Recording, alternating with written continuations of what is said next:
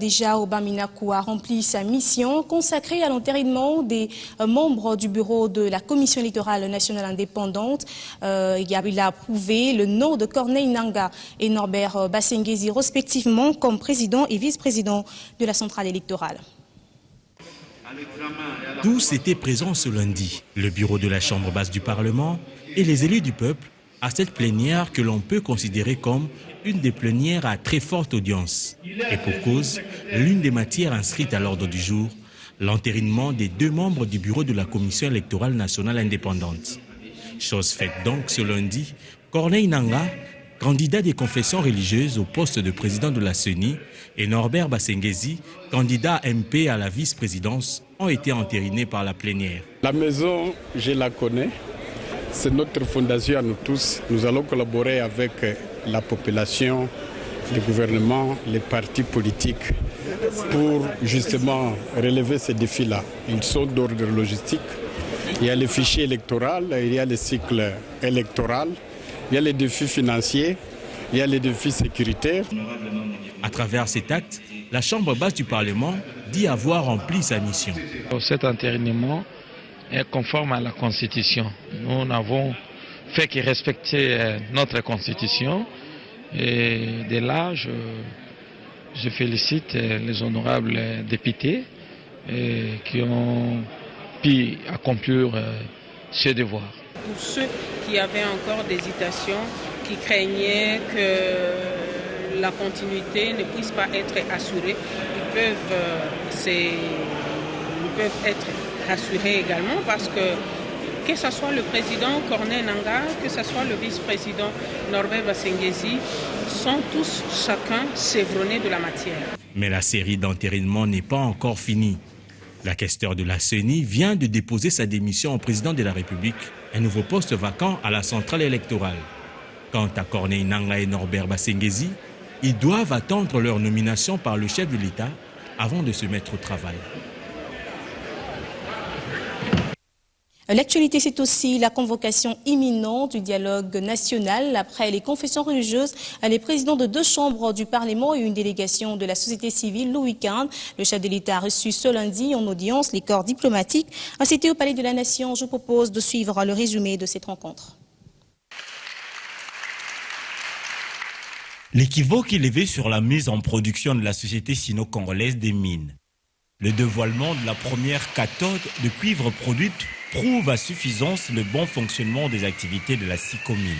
Cette première phase envisage une production annuelle de 125 000 tonnes de cuivre et la marge de 250 000 tonnes de cuivre raffiné à 99% est vivement attendue en deuxième phase de la production. Et ici, c'était des marécages, c'était un terrain auquel personne ne pouvait assister. Et aujourd'hui, avec la coopération sino-congolaise, avec les efforts du chef de l'État, sa détermination, aujourd'hui nous avons un projet de coopération qui donne des résultats. Et parmi ces résultats, c'est la première production, la réception de la première cathode que nous venons de voir, que nous venons de recevoir. Ce projet SICOMINE, c'est un grand projet gagnant-gagnant. Pour la RDC d'abord et puis pour la GECAMINE en particulier. Parce que dans le projet SICOMINE, vous devez retenir que la GECAMINE participe au capital social à 32%. Et le groupement des entreprises chinoises, c'est 68%. C'est un grand projet pour la GECAMINE. Le barrage hydroélectrique dont les études de faisabilité ont été financées par la SICOMINE sera bientôt érigé à Boussanga pour permettre à cette société minière d'être à la hauteur de ses ambitions. Les études de faisabilité ont été réalisées pour développer une centrale hydroélectrique d'une capacité de 240 MW minimum. Et d'ici le mois de mars, on va démarrer les travaux. Et au bout de 4 ans, on aura suffisamment d'énergie à fournir à la SICOMINE. Des projets sociaux sont également financés et mis en œuvre par la Sino-Congolaise des mines au profit de communautés locales de Kolosi dans la province de Lualaba.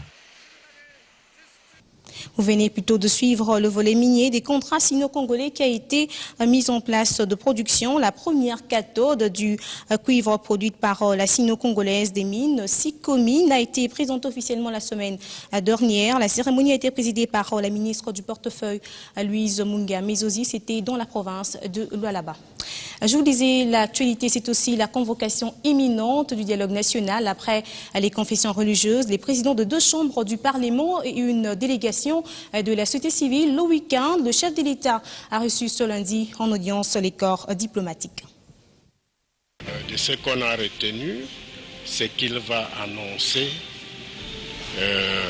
d'ici peu la tenue de ce dialogue qui sera inclusive, c'est-à-dire les partis politiques, ça peut ne pas être les 500 partis politiques, mais regrouper ceci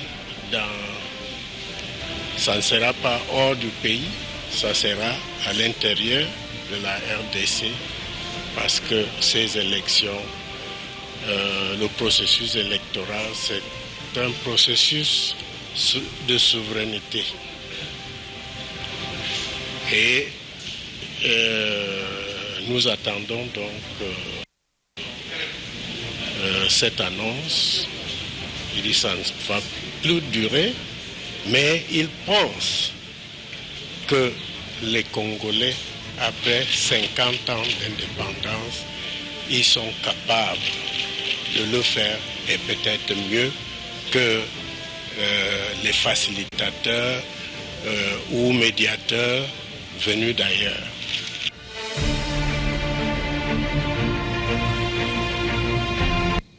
À Goma, rentrée judiciaire ce lundi dans les cours et tribunaux du Nord Kivu, le procureur général près le parquet de Goma a profité de l'occasion pour appeler les hommes en toge noire à contribuer efficacement pour le retour de la paix dans la province en luttant spécialement contre la fraude minière, source de financement des groupes armés et à plus d'abnégation de l'exercice de leur profession.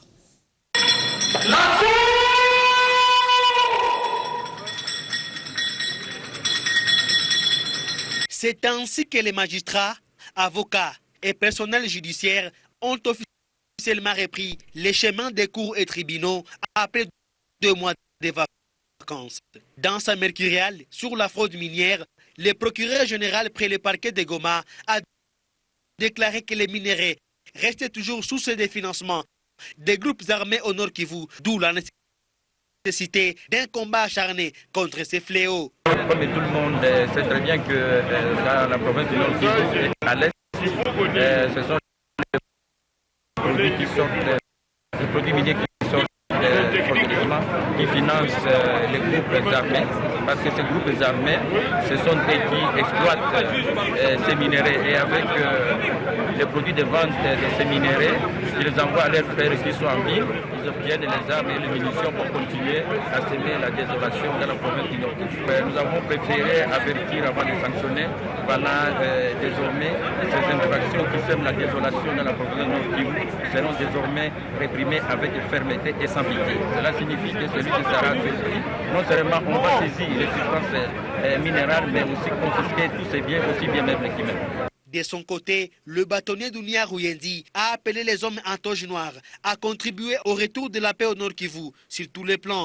Si on vous décrit ce qui se passe à Bouléoussa, à Bingi, ce qui se passe à Beni, ce qui se passe dans les Massissi, dans les Walikale, ça interpelle toutes les personnes. Mais je crois qu'il est de notre devoir, les avocats, les cours et tribunaux, de s'occuper adéquatement de ces questions brûlantes.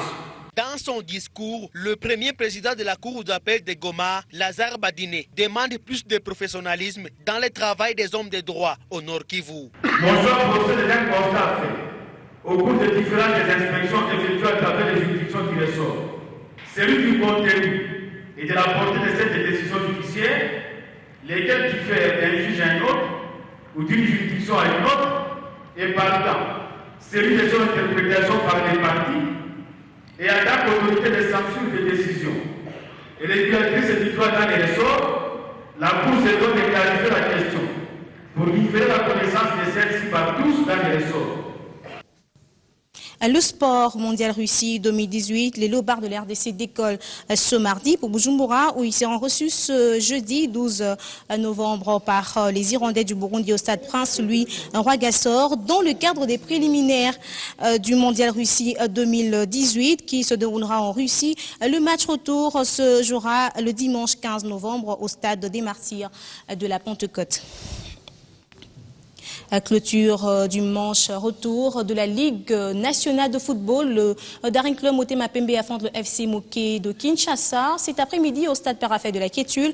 La seconde confrontation opposera Rogelou au Daring Club Motema Pembe. Nord Sport reçoit Lasvutuka Matadi et le tout capable Ilima sera face à face au Shark 11 Football Club sur le site centre-sud. Don Bosco match Las Bantou. Koi Bilombe affronte le Sokozaki et Eldorado croise le fer contre le Dauphin Noir. Merci de votre fidélité au programme de l'UN Télévision. L'information se poursuit au www.bonetv.com. Je vous retrouve tantôt avec le même plaisir.